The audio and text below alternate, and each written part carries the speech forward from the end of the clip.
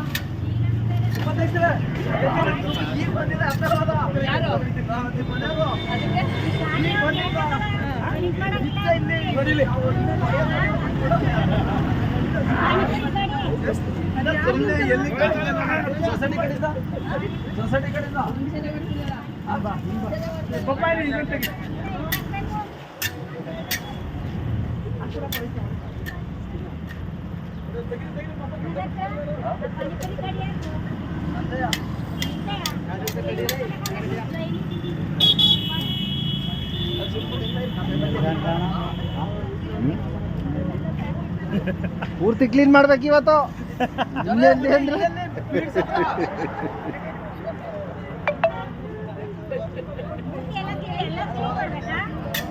ಹಾ, ಇವತ್ತು ಸಾಯಂಕಾಲ ಗಂಟೆ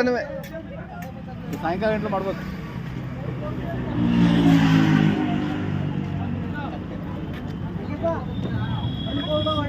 ತೊಡ್ರೆ ಮುತ್ತಣ್ಣ ಸಾಕು.